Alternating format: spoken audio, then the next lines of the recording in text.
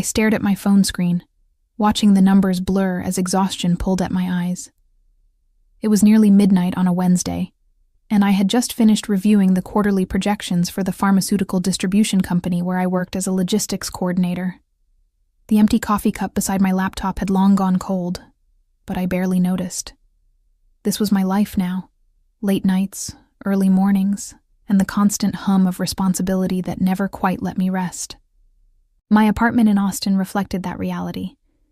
Clean but sparse, functional but impersonal. The furniture came from a discount warehouse, the art on the walls from a clearance sale at a home goods store. Everything screamed temporary, like I was still waiting for my real life to begin, even though I was 29 and had been supporting myself since college. My phone buzzed with a text from my father. Family meeting this Saturday. Important. Be there at 2 p.m. I sighed and set the phone face down on the coffee table. Family meetings meant one of two things. Someone needed money, or someone wanted to complain about not having enough money. Given that my father, Vincent, had retired early from his sales job 3 years ago and spent most of his time golfing with his buddies, I suspected it was the former. Saturday arrived with the oppressive heat that made Austin summers legendary. I drove across town to the house where I grew up, a modest ranch-style home in a neighborhood that had seen better days. My father had inherited it from his parents, so at least he owned it outright. Small mercies. I found him in the living room, sprawled on the leather recliner that had molded itself to his shape over the years. My stepmother, Vanessa, perched on the sofa beside him, scrolling through her phone with manicured nails that clicked against the screen.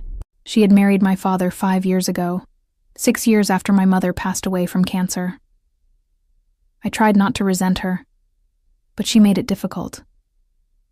"There she is," my father said, not bothering to stand. "Right on time. That's my Alyssa, always responsible." The words should have felt like praise, but they landed like an obligation. "What's going on?" I asked, remaining standing near the doorway. My father exchanged a glance with Vanessa before clearing his throat. "We wanted to talk to you about a family vacation, something special. We found this amazing resort in Cancun, all-inclusive, beautiful beaches, the works. Thought it would be nice for all of us to spend some quality time together." I felt my stomach tighten. "That sounds nice, but I'm pretty swamped at work right now. We're in the middle of implementing a new inventory system and—" "You work too hard," Vanessa interrupted, her voice saccharine sweet. "You need to learn to relax, live a little. You're almost 30. Almost 30. The words hung in the air like an accusation. "When were you thinking?" I asked carefully. 3 weeks from now," my father said. "We already found the perfect dates. The resort has availability and the flights are reasonable. Well, reasonably expensive, but you know how it is." Something in his tone made my internal alarm start ringing. "And how much are we talking about?" My father waved his hand dismissively. "That's the thing. We want to do this right. No cutting corners, no budget accommodations. A real vacation. The kind we deserve." "Dad, how much?" He shifted in his chair, suddenly very interested in the television remote. "About $2,400 per person. So $7,200 total for the 3 of us." The number hit me like cold water. $7,200? "It's a lot, I know," Vanessa said quickly. "But when you break it down, it's really quite reasonable.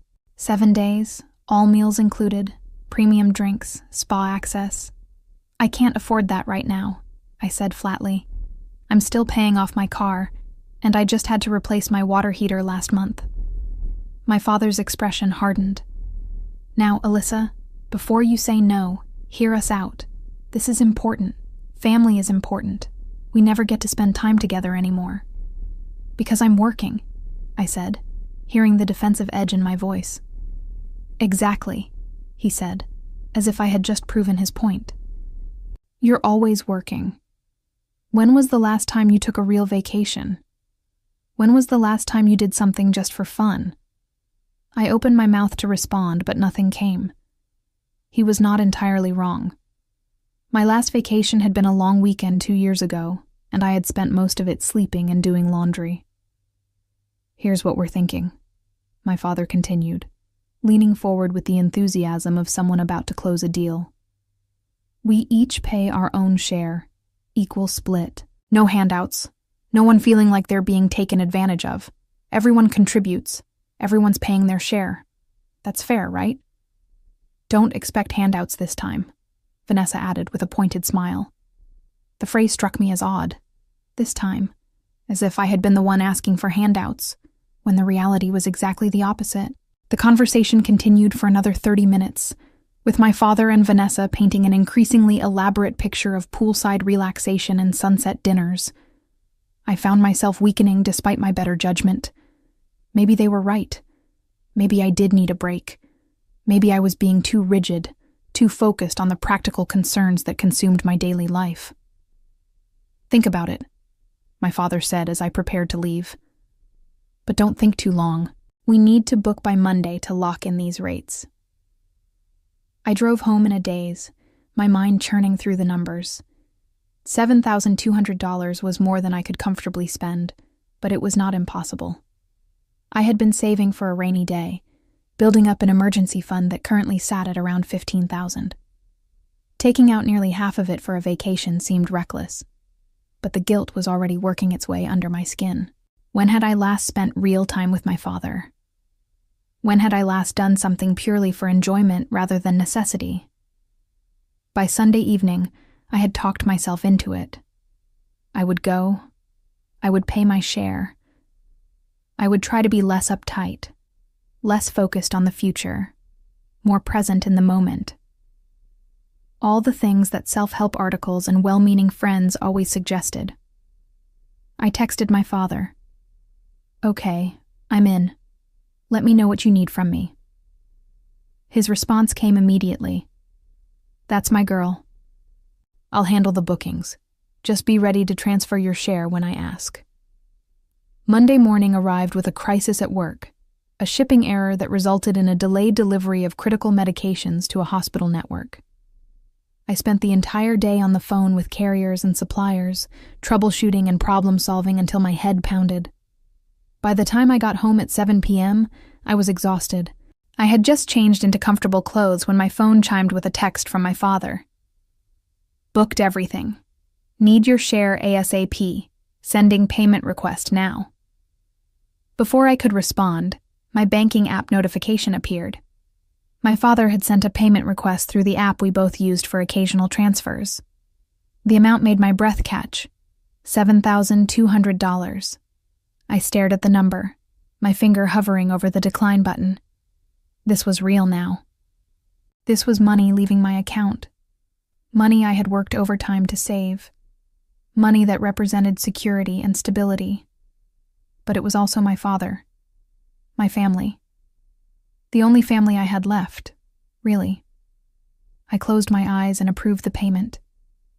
The money vanished from my account instantly, the balance dropping with brutal efficiency. I felt physically ill watching it happen, but I told myself it would be worth it. Quality time. Relaxation. Memories. An hour later, my phone buzzed again. Another text from my father. Thanks for covering us. Couldn't have done it without you. I read the message 3 times, each pass making my chest tighten further. Covering us. Not, thanks for your share or excited to go together. Covering us. My hands started shaking as the realization crashed over me. I had not paid my third. I had paid for all of it. The entire trip. My father's portion, Vanessa's portion, and mine. $7,200 total, split 3 ways, should have been $2,400 each. But my father had never intended to pay his share. Neither had Vanessa. They had set me up perfectly. The talk about equal splits, about no handouts, about everyone paying their own way. It had all been theater. They had known exactly what they were doing, had probably planned this conversation down to the last manipulative detail. I called my father immediately.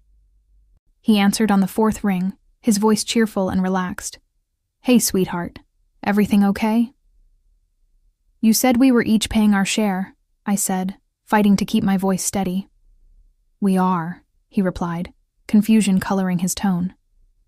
"You just paid yours." "Dad, I paid $7,200. That's the entire cost of the trip." A pause. Then, "Is it?" "I guess the total was less than I thought." "Well, lucky us, right? More money for activities and excursions." The casual lie was somehow worse than the theft itself. "You told me to pay my share," I said, my voice rising despite my efforts. "You said $2,400 per person." "I said the trip was $2,400 per person," he corrected, his tone shifting to something patronizing. "You must have misunderstood. But hey, this works out great. You're always saying you want to do more for the family. Now you can treat us to this vacation. Think of it as a thank you for everything we've done for you over the years." Everything they had done for me. I wanted to scream. I wanted to list every time I had lent him money that was never repaid, every birthday he had forgotten, every promise he had broken. Instead, I heard myself say, "I want that money back." "What money? You authorized the payment, Alyssa. I didn't force you to do anything. You chose to be generous. Don't make this ugly now by asking for it back. That's not how family works. You lied to me." "I didn't lie about anything. You made assumptions. Not my fault if you didn't read carefully."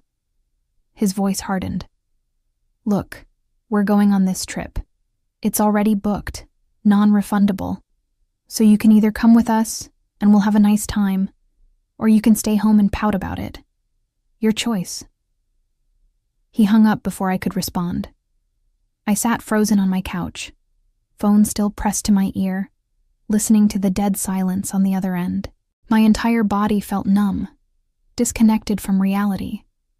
This could not be happening. My father could not have just stolen $7,000 from me with such casual cruelty. But he had. And somehow, he had made it seem like I was the unreasonable one for being upset about it. I did not sleep that night. I lay in bed staring at the ceiling, watching shadows shift as car headlights swept past my window. My mind kept replaying the conversation, searching for the moment where I could have prevented this, the warning sign I should have seen. They had all been there, glaring in retrospect. The emphasis on equal payment, the pointed comment about no handouts, the urgency to book immediately. They had played me perfectly, and I had walked right into it. By Tuesday morning, I felt hollowed out, operating on autopilot as I went through my work routine. My colleague Jasmine noticed immediately when I arrived at the office. "You look terrible," she said bluntly, setting a fresh cup of coffee on my desk. "What happened?" Jasmine was one of the few people at work I considered a real friend. She was 3 years older than me, with a directness I appreciated and a built-in radar for detecting problems. We had started at the company around the same time and had bonded over late nights and impossible deadlines. I told her everything, watching her expression shift from concern to disbelief to outright anger. "He stole from you," she said flatly when I finished. "I don't care how he framed it or what justifications he gave. He deliberately deceived you and took your money." "He's my father," I said weakly. "So what? That makes it worse, not better." She leaned against my desk, arms crossed. "What are you going to do about it?" "What can I do? The payment went through. The trip is booked. He made it clear he's not giving the money back. Can you cancel the payment through your bank?" I had already checked. The transaction was authorized by me. The bank won't reverse it unless I file a fraud claim, and I don't know if I can do that against my own father. "Why not? He committed fraud." I rubbed my temples, feeling a headache building behind my eyes. "Because he's family. Because it would blow everything up. Because part of me keeps thinking maybe I did misunderstand somehow, even though I know I didn't. Jasmine was quiet for a moment, studying me with an expression I could not quite read. You know what the worst part of this is? It's not even about the money, is it? It's about the fact that he knew exactly what he was doing. He looked at you, his daughter, and saw someone he could manipulate. Someone he could use. Her words hit harder than I expected, and I felt my eyes sting with tears I refused to let fall. She was right. The money was devastating, yes, but the betrayal cut deeper. My father had calculated my guilt, my sense of obligation, my desperate desire to believe in the possibility of a real family connection, and he had weaponized all of it against me. I need to cancel that trip, I said suddenly, the decision crystallizing in my mind. I need to get that money back somehow. Can you cancel the bookings? I pulled up my laptop and started searching. My father had made the reservations, but if I could find out which resort, which airline, maybe I could contact them directly. It took me 20 minutes of digging through travel websites before I found it, a luxury resort in Cancun that matched the description my father had given. I called the resort first. A cheerful representative confirmed they had a reservation under my father's name for 3 guests, arriving in 3 weeks. When I asked about cancellation policies, the cheerfulness dimmed. I'm afraid that reservation is non-refundable, she said. It was booked as part of our premium package, which offers significant savings in exchange for commitment to the dates. What if there's an emergency? Medical issues? We would require documentation from a physician and would process a partial refund, minus a processing fee. But the resort credit would be issued to the name on the reservation. My father's name. Of course. I tried the airline next with similar results. The tickets were basic economy, which meant no refunds, no changes, no exceptions. My father had chosen the cheapest, most inflexible options available, maximizing his benefit while eliminating my ability to recover anything. He had planned this carefully. This was not impulsive or opportunistic. This was calculated theft. I called my bank next and spent 45 minutes navigating their phone system before reaching a representative who could help. I explained the situation, choosing my words carefully. I authorized a payment that I now realize was based on fraudulent information, I said. The recipient misrepresented what I was paying for. The representative was sympathetic but clear. If you authorize the payment yourself, ma'am, we typically cannot reverse the transaction. However, you can file a dispute claim. We'll investigate and contact the other party. How long does that take? Usually 30 to 45 days. In the meantime, if we find evidence of fraud, we can initiate a chargeback. 30 to 45 days. The trip was in 3 weeks. Even if the bank sided with me, the money would be gone by then, spent on a vacation I would not be taking. But I filed the claim anyway. It felt like the only concrete action I could take, the only way to formally declare that what had happened was wrong. That evening, my father called. I almost did not answer, but some stubborn part of me wanted to hear what he would say. The bank contacted me, he said without preamble. Really, Alyssa? You're filing fraud claims against your own father? You stole from me. I didn't steal anything. You gave me that money freely. And now you're trying to ruin our vacation because you're having buyer's remorse? That's childish. The gaslighting was so blatant it almost made me laugh. You told me I was paying my share. 1/3. Instead, I paid for everything. Semantics. The point is, the money's spent. The trip is booked. And if you keep pushing this bank thing, all you're going to do is damage our relationship permanently. Is that really what you want? I thought about that question seriously for the first time. What did I want from this relationship? What had it ever given me besides obligation and disappointment? I want my money back, I said quietly.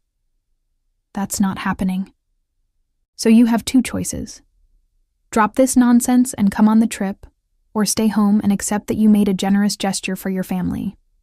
Either way, move on. He hung up again, leaving me alone with my anger and my emptiness and my remaining $8,000 in savings that suddenly felt like a fortress under siege. I had spent my entire adult life trying to be responsible, trying to be good, trying to be the person who did the right thing even when it was hard. And this was what it had earned me, a father who saw me as an ATM machine and a stepmother who probably laughed about it behind my back. Something shifted in me that night, sitting in my quiet apartment with the weight of betrayal pressing down on my chest. I was done being the responsible one. I was done being the easy target. If my father wanted to treat this like a transaction, I would treat it like a transaction. And I would make damn sure I got what I paid for. The next morning, I woke with a clarity I had not felt in days. The anger remained, but it had transformed into something sharper, more focused. I was done being passive. If my father wanted to play games with my money, I would learn the rules and play them better. I started by documenting everything. I went through my text messages and saved screenshots of every conversation with my father about the trip. The initial message about the family meeting, his assurance that everyone would pay their share, his comment about no handouts. Most importantly, his text thanking me for covering us, an admission buried in casual language that he had never intended to pay anything himself. Next, I pulled my bank statements and highlighted the $7,200 transaction. I created a folder on my laptop labeled Cancun Trip and organized everything chronologically. If this became a legal matter, I wanted documentation that would stand up in court. But legal action felt like a nuclear option, something that would permanently destroy whatever remained of my relationship with my father. Part of me still hesitated, still clung to the possibility that this could be resolved without scorched earth tactics. I was naive.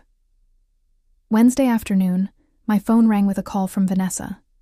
I considered ignoring it, but curiosity won out.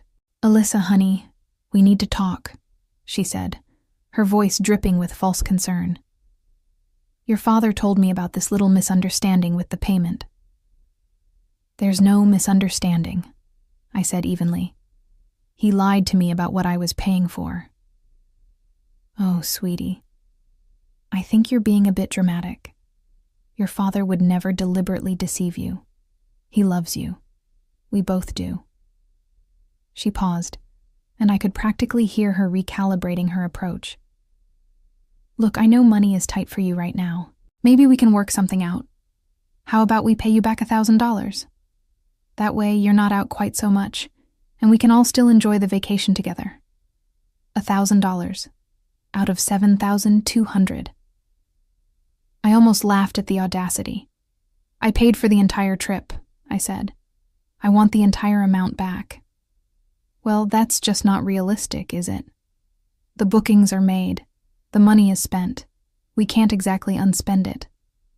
Her voice hardened slightly. "You need to be reasonable here.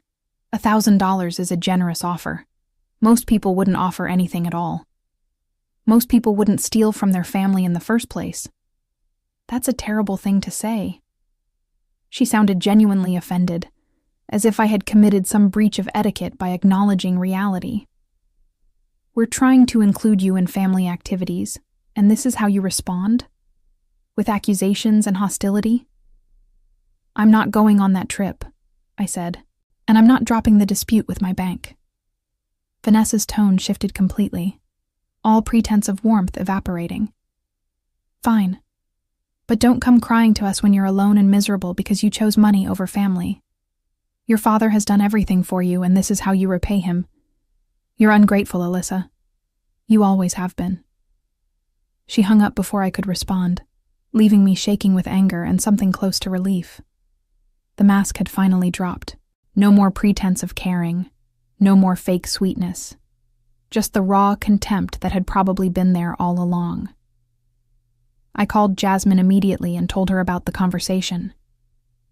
$1,000, she repeated incredulously. They steal over $7,000 from you and offer $1,000 back like they're doing you a favor? She called me ungrateful. Of course she did. These people are textbook manipulators, Alyssa. They're following the script perfectly. Steal, gaslight, make you feel guilty for being upset, offer an insultingly small concession to make themselves look generous. Jasmine paused. You need to accept that you're not getting that money back through negotiation. They have zero incentive to return it. So what do? You make them regret it, she said simply. You find a way to impose consequences that actually matter to them. I thought about that for the rest of the day. What did my father value? What would actually hurt him? Money was the obvious answer, but I had no access to his accounts, no way to recover what he had taken. His reputation mattered to him. He was proud of his image as a successful retiree, a man who had earned his comfortable life. But how could I damage that without looking vindictive? The answer came to me that night, as I reviewed the documentation I had compiled. The trip was in 3 weeks. The reservations were non-refundable. My father was counting on all of that, counting on the sunk cost to keep me quiet, to make me swallow my anger and pretend everything was fine. But what if the trip did not happen? Not for me. For them. I pulled up the resort's website and studied their policies carefully. Non-refundable reservations could still be canceled. You just did not get your money back. But more importantly, the reservation was in my father's name, using his credit card information on file. The confirmation emails had gone to his email address, but I had the reservation number. He had forwarded it to me days ago, back when he still needed me to believe we were all going together. I sat with my laptop open, cursor hovering over the resort's customer service contact form. What I was considering was probably illegal, definitely unethical. But was it any worse than what he had done to me? I closed the laptop without submitting anything. I was not ready to cross that line yet. But knowing I could, knowing I had that power, gave me a strange sense of control I had been lacking. Thursday brought a new development. My father called, and this time his voice carried a note of genuine concern. The bank is being persistent about this dispute, he said. They want documentation of what the payment was for. I need you to send them a statement saying this was a gift. It was not a gift. Alyssa, please, don't make this harder than it needs to be. If the bank reverses the payment, the resort is going to charge my card, and I don't have that kind of money available right now. The admission surprised me. You don't have $7,000? Not liquid, no. I'm not swimming in cash like you apparently think I am. He sighed heavily. Look, I'm sorry if you felt misled. That wasn't my intention. But what's done is done. Help me out here. Tell the bank it was a gift, and I promise I'll pay you back over time. $100 a month or something. $100 a month would take 6 years to repay. And I knew with absolute certainty that after the first month or two, the payments would stop, and I would be left with nothing but broken promises. No, I said. No. I'm not lying to the bank for you. You can deal with the consequences of your own actions. His voice went cold. You're really going to burn this bridge? You're willing to destroy our relationship over money? You destroyed it, I said quietly. You just expected me not to notice. I hung up before he could respond, my hands trembling but my resolve solid. Something had shifted irrevocably.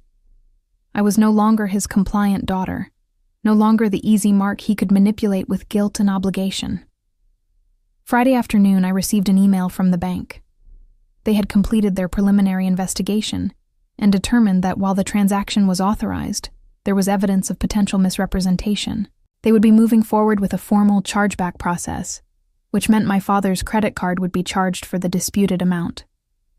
I read the email 3 times, a mixture of vindication and anxiety churning in my stomach. This was real now. The bank was taking my side, which meant my father would face real financial consequences. My phone exploded with calls and texts within an hour. My father, Vanessa, even my Aunt Lauren, my father's sister, who I had not spoken to in over a year. I ignored all of them and went for a long walk around my neighborhood, needing the physical movement to process what was happening. The late afternoon heat pressed down on me, but I barely noticed. My mind was already racing ahead, calculating what my father would do next. When I finally returned home and checked my voicemail, my father's message was predictably furious. "You have crossed a line, Alyssa. The bank is charging me $7,000 that I don't have. My credit card is going to be maxed out. Do you understand what you've done? You're destroying my credit, my financial stability, all because you couldn't let this go. I hope you're happy. I hope this was worth losing your family over." Vanessa's message was shorter, but more venomous. "Your father is having chest pains because of the stress you're causing. If something happens to him, it's on you. I hope you can live with that." The guilt hit immediately, exactly as they intended. What if my father really was having health problems? What if I was taking this too far? But then I remembered the casual cruelty in his voice when he told me to get over it. The way Vanessa had called me ungrateful. The calculated manipulation of the entire scheme. I called Jasmine, needing someone to talk me down from the guilt spiral. "They're trying to manipulate you again," she said firmly when I explained. "The chest pains, the destroyed credit, all of it, that's just a different tactic. They want you to feel responsible for the consequences of their own actions. But what if something really does happen to him? Then that's on him, not you. He created this situation. He stole from you. The bank agreed with you, Alyssa. That should tell you everything you need to know about who's in the wrong here." She was right, but guilt was a hard habit to break. I had spent so much of my life trying to be the good daughter, trying to maintain peace, trying to fix problems that were not mine to fix. Saturday morning brought a surprise. My father showed up at my apartment. I saw his car pull into the parking lot from my window and debated not answering the door. But confrontation felt inevitable, and I preferred it on my territory rather than his. He looked haggard when I opened the door, older than I remembered. For a moment, I felt a pang of sympathy. Then I remembered why he was here. "Can I come in?" he asked quietly. I stepped aside and let him enter.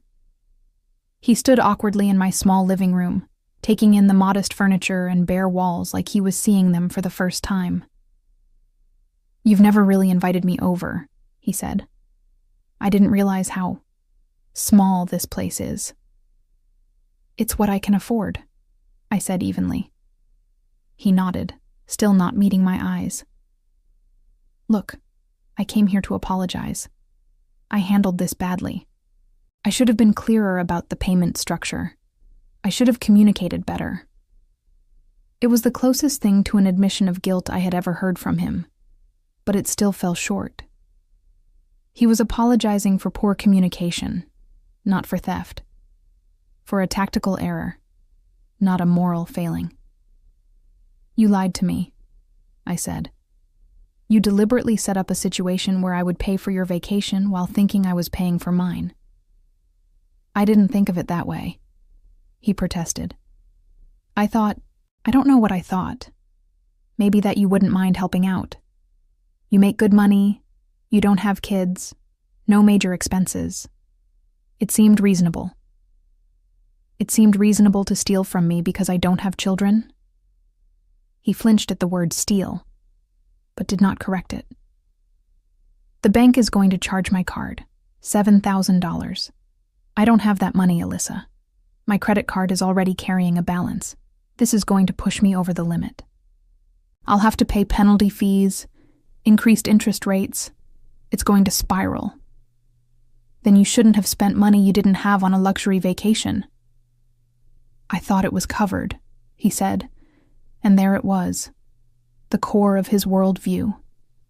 He had thought it was covered because he had thought I would simply accept being used. He had banked on my compliance, my guilt, my desperate desire to believe in the possibility of a real family. "I want you to understand something," I said, keeping my voice level despite the anger building in my chest. "What you did wasn't just about money. You looked at your own daughter and decided I was someone you could manipulate and exploit. You gambled that I would value keeping the peace more than I would value my own financial security and self-respect. And you know what? You almost won. I almost convinced myself to just accept it, because fighting back felt too hard, too messy, too much like giving up on the idea of having a real family. "We are a real family," he said weakly. "No, we're not. Real families don't treat each other like marks in a con. Real families don't steal and then get angry when caught." I moved to the door and opened it. "I think you should leave." He stood there for a moment, seeming to wrestle with whether to keep arguing. Finally, he walked to the door, pausing in the threshold.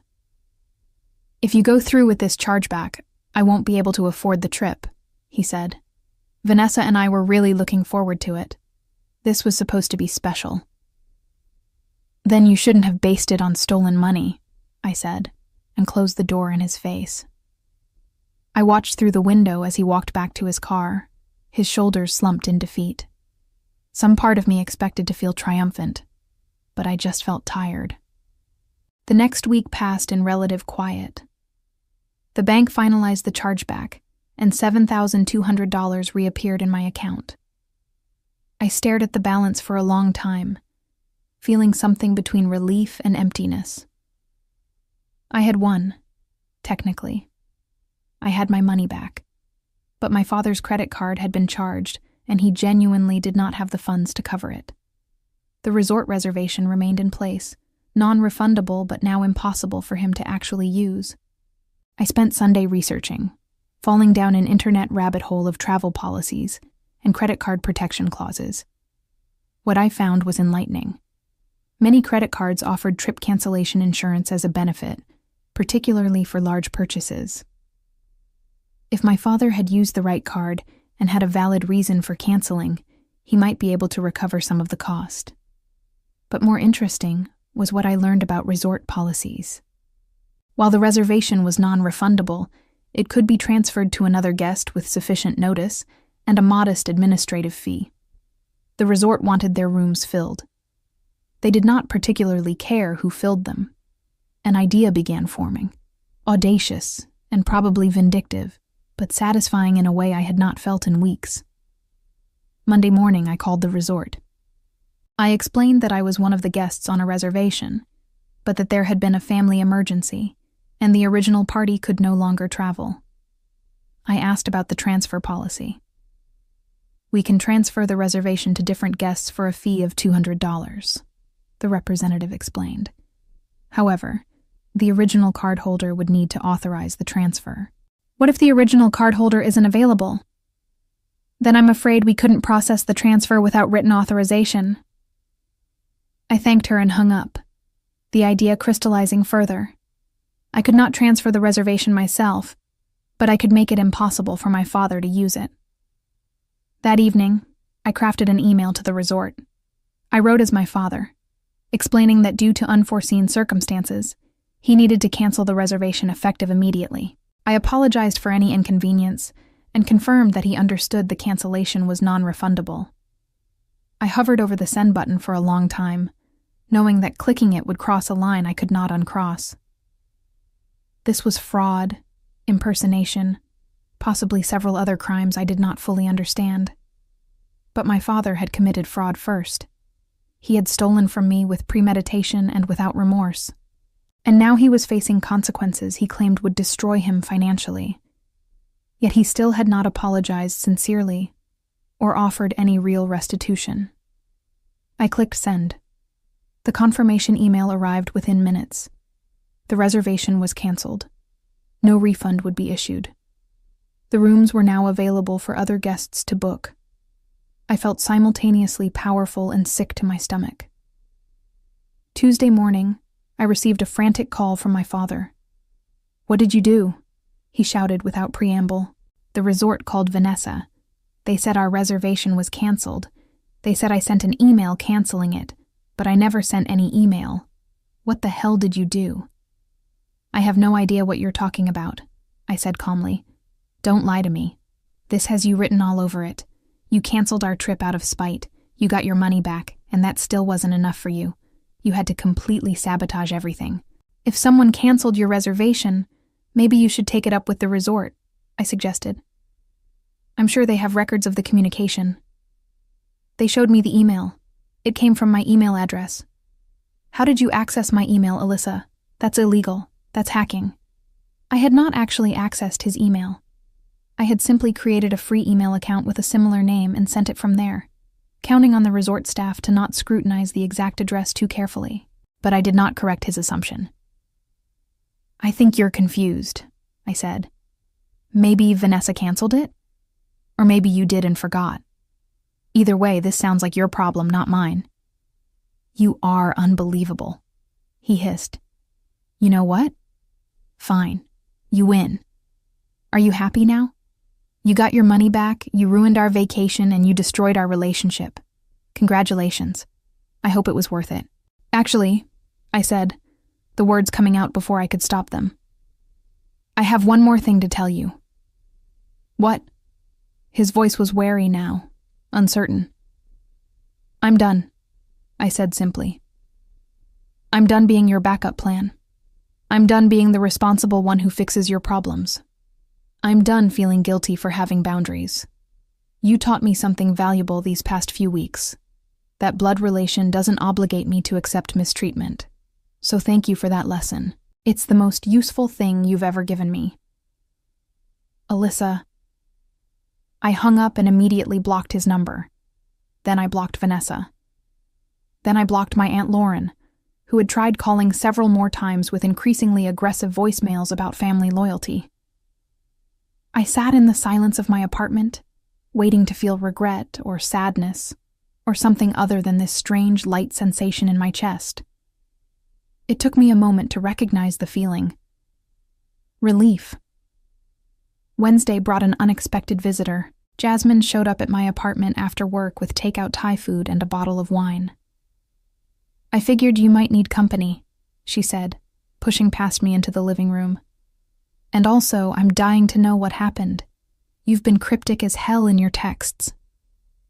I told her everything while we ate pad thai straight from the containers. The chargeback. My father's visit. The canceled reservation.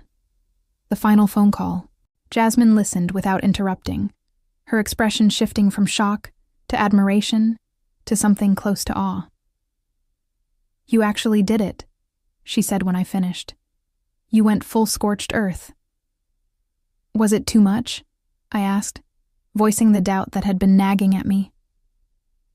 Are you kidding? It was exactly enough. He stole from you, gaslit you, tried to manipulate you into feeling guilty for being upset, and then got mad when he faced consequences. You didn't do anything to him that he didn't do to himself. She raised her wine glass. Here's to standing up for yourself and not letting people treat you like a doormat. We clinked glasses, and I felt something shift inside me. Maybe Jasmine was right. Maybe I had not gone too far. Maybe I had simply gone far enough. The rest of the week passed quietly. No more calls or texts from my father, though Vanessa apparently tried reaching me from a different number before I blocked that one too.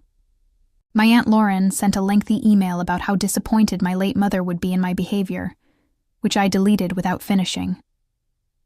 The following Monday, exactly 3 weeks after that initial family meeting, would have been the day of the trip. I took the day off work and spent it doing absolutely nothing productive. I slept late, watched movies, ordered expensive sushi delivery, and did not think about my father once. It felt like freedom. Tuesday, I returned to work with a clarity I had not felt in months.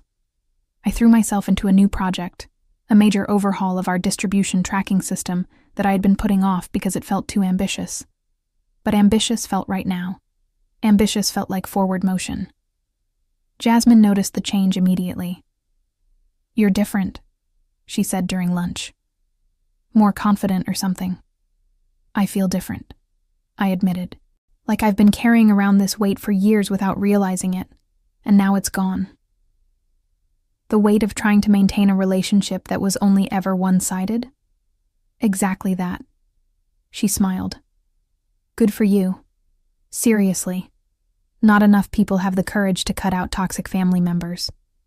We're conditioned to believe that blood relation means automatic forgiveness and infinite chances, It's refreshing to see someone actually enforce consequences. Over the next month, I threw myself into work and into rebuilding my life on my own terms. I started taking a pottery class on Thursday evenings, something I had always wanted to try but never made time for. I went out with colleagues for happy hour instead of rushing home to an empty apartment. I even went on a few dates, though nothing serious materialized. Most importantly, I started therapy. Not because I thought something was wrong with me, but because I wanted to understand why I had let my father manipulate me for so long. My therapist helped me see patterns I had been blind to. The way I had always prioritized other people's comfort over my own needs, the way I had equated being useful with being valued, the way I had convinced myself that setting boundaries was selfish. "You were trained from a young age to be accommodating," she explained during one session. "And your father exploited that training. But here's what's important. You recognized it, and you stopped it. That takes real strength." 2 months after the canceled trip, I received a letter in the mail. Not an email, an actual physical letter, addressed in my father's handwriting. I stared at the envelope for several minutes before opening it, debating whether I even wanted to know what it said. Inside was a single sheet of notebook paper covered in my father's familiar scrawl. "Alyssa, I know you probably don't want to hear from me, but I need you to understand what's happened since you decided to punish me. The chargeback destroyed my credit score. I had to close that credit card, and now I can't get approved for a new one. Vanessa is furious with me. She says I humiliated her by promising a vacation we couldn't take. She's talking about leaving. My friends keep asking why we didn't go on the trip, and I have to lie and say it was a scheduling conflict because I'm too embarrassed to tell them the truth. You did this. You chose revenge over family, and now I'm paying the price every single day. I hope you're satisfied. I hope destroying your father's life was worth whatever point you were trying to make. I raised you better than this." I read the letter twice, waiting for the guilt to hit. It did not come. Instead, I felt a strange detachment, like I was reading about someone else's father, someone else's family drama. The phrase, "I raised you better than this," particularly struck me. He had raised me to be compliant, to prioritize his needs, to feel responsible for his emotions. And I had been better than that. I had been better than the role he had assigned me. I took a picture of the letter, filed it away with my other documentation, and threw the original in the recycling bin. Then I texted my therapist to schedule an extra session that week. "He's still trying to manipulate you," my therapist said, when I showed her the letter during our appointment. "Notice how there's no actual apology, no acknowledgement of what he did wrong.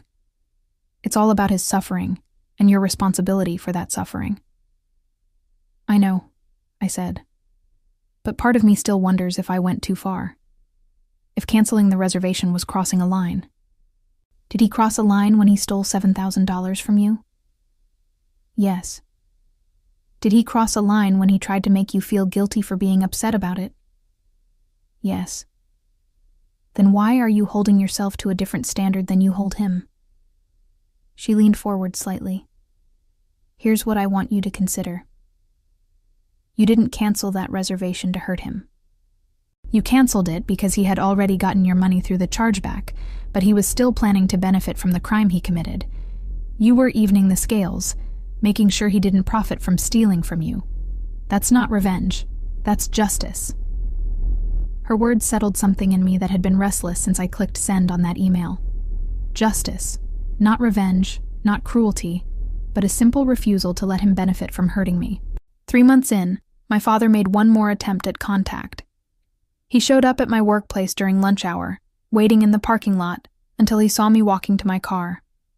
"Alyssa, please," he said, approaching quickly before I could retreat inside. "We need to talk." "No, we don't," I said, unlocking my car. 5 minutes. That's all I'm asking." I looked at him properly for the first time in months. He looked older, more worn. His clothes hung a little looser, his face was drawn, but his eyes held the same calculating expression I had come to recognize. the one that appeared when he wanted something. "You have 2 minutes," I said, not getting in the car, but not moving away from it either. "I need a loan," he said bluntly. $5,000. Vanessa did leave me. She took half of our savings when she went. I'm behind on the mortgage, behind on bills. I'm drowning, Alyssa. And you're my daughter. You're supposed to help family."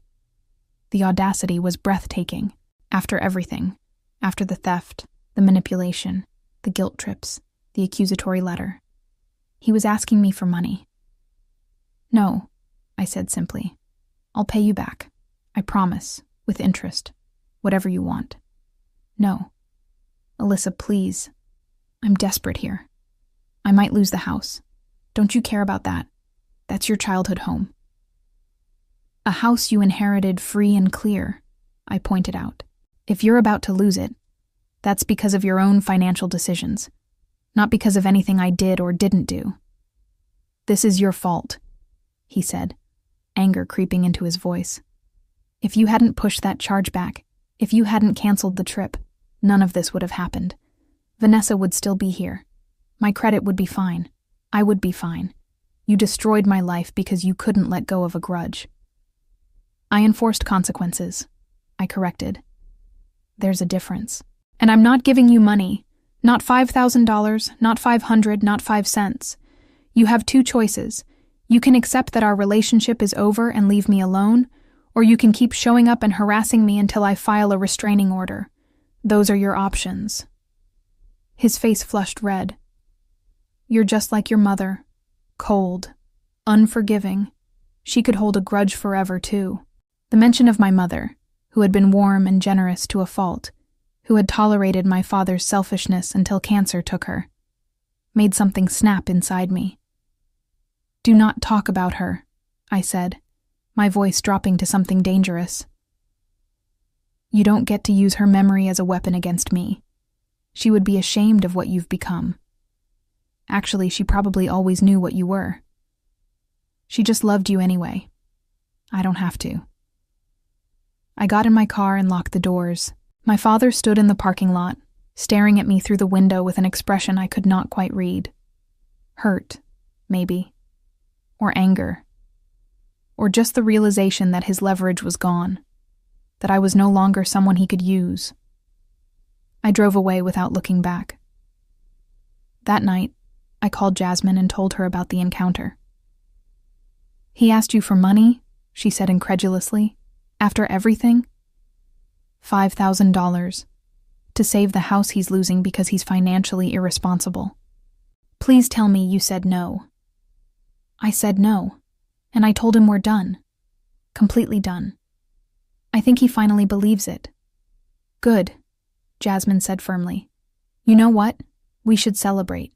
Not the fact that your dad is struggling, that's just sad, but the fact that you held your ground. You didn't let him guilt you or manipulate you. That's huge growth, Alyssa." "It doesn't feel like something to celebrate," I admitted. "It just feels like something that had to be done." "That's exactly why it should be celebrated. You did a hard thing because it was right, not because it felt good. That's real strength." 4 months after the initial theft, I received an unexpected email from Vanessa. The subject line read, "You should know the truth." I almost deleted it without reading, but curiosity won out. "Alyssa, I'm writing this because I think you deserve to know what really happened with that vacation. Your father told me the whole trip was paid for. He said he had saved up money specifically for it.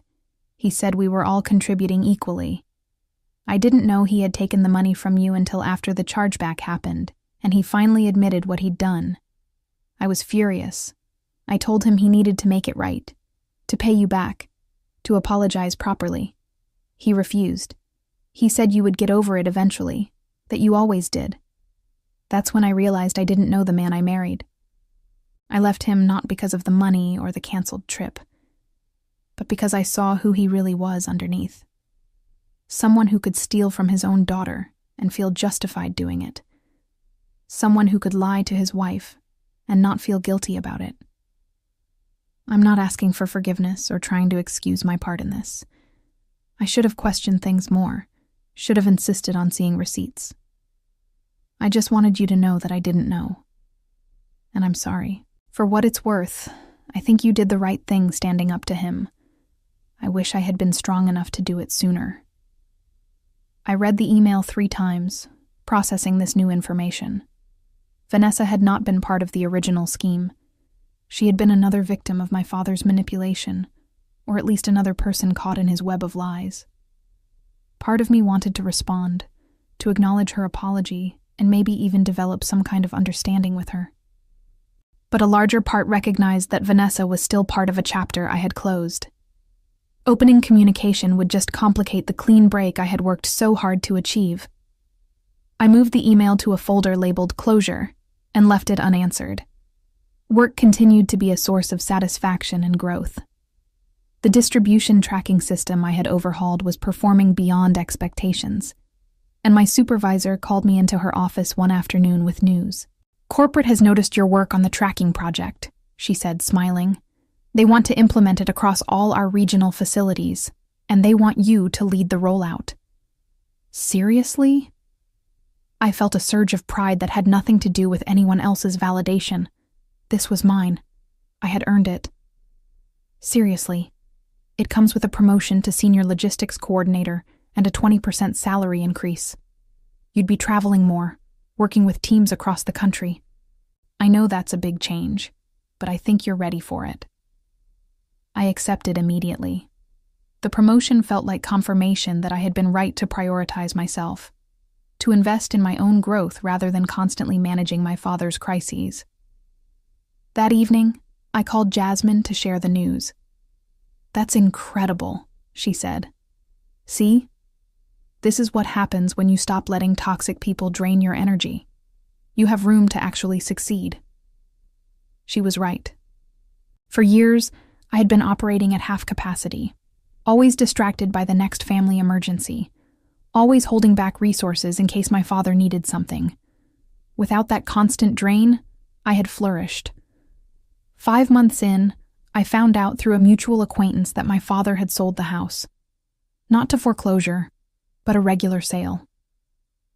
He had moved into a small apartment across town and taken a part-time job at a hardware store. The information should have made me feel something: sympathy, satisfaction, vindication. But I felt nothing.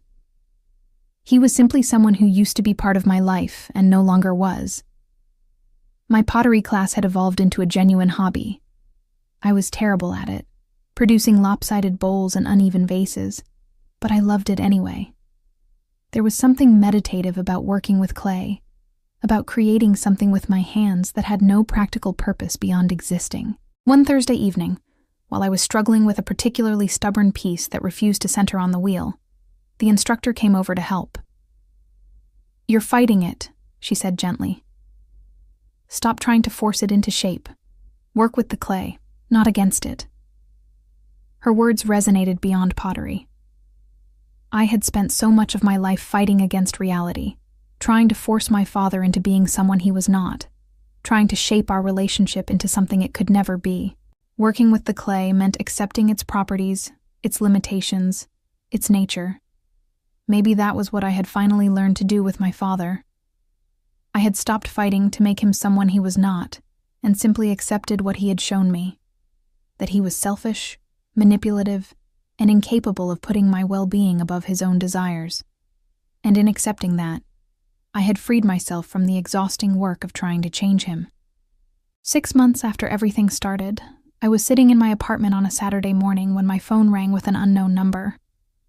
I almost did not answer, but something made me pick up. "Alyssa? It's Aunt Lauren." I had forgotten that I had blocked her. Apparently, she was calling from a different line. "What do you want?" I asked, ready to hang up immediately. "I wanted to apologize," she said quickly, as if afraid I would disconnect before she finished. "I've been talking to Vanessa. She told me what really happened with that vacation. I had only heard your father's version, and I believed him. I said terrible things to you, and I'm sorry. You were right to do what you did. He's my brother, and I love him. But he was wrong." You didn't deserve to be treated that way." The apology caught me off guard. Of all the people in my father's orbit, Aunt Lauren had been the most vocally critical of my actions. Hearing her acknowledge that I had been right felt surreal. "Thank you for saying that," I said carefully. "I appreciate the apology. Do you think—" She hesitated. "Do you think we could have coffee sometime? I'd like to have a relationship with you that's separate from your father. You're my niece. I don't want to lose you because of his mistakes." I thought about it. Aunt Lauren had been manipulated too, fed a distorted version of events designed to make me look vindictive and cruel. She had believed her brother because why would he lie? But when presented with the truth, she had been willing to admit she was wrong. "Maybe," I said. "Let me think about it." "That's fair," she said. "Take all the time you need. I just wanted you to know that I'm here if you ever want to talk." After we hung up, I sat with the possibility of rebuilding that relationship. It felt different from the dynamic with my father. Aunt Lauren had hurt me, but she had not betrayed me. She had been wrong, but she had apologized sincerely. Maybe there was room for forgiveness there, but I did not need to decide right away. That was one of the gifts I had given myself through this whole experience. Permission to take my time, to prioritize my own readiness over other people's timelines. 7 months after the theft, I took my first real vacation. Not a family obligation, not a guilt-driven commitment, but a trip I planned entirely for myself. I flew to Seattle for a long weekend, stayed in a small boutique hotel, ate at restaurants I chose, and spent hours wandering through Pike Place Market and the surrounding neighborhoods. On the last day of the trip, I found myself sitting on a bench overlooking Puget Sound, watching ferries cross the gray water. My phone buzzed with a work email, but I ignored it. For the first time in my adult life, I was fully present in a moment, without thinking about what I should be doing instead, who I should be helping, what crisis might be waiting for me at home. I thought about my father, briefly, and without pain. I wondered if he was okay, if he was managing his finances better, if he had learned anything from losing Vanessa and nearly losing his house. But the wondering was abstract, the way you might wonder about a stranger's life after a brief encounter.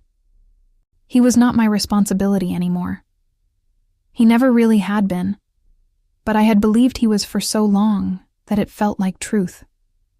Letting go of that false responsibility had been the hardest and most necessary thing I had ever done.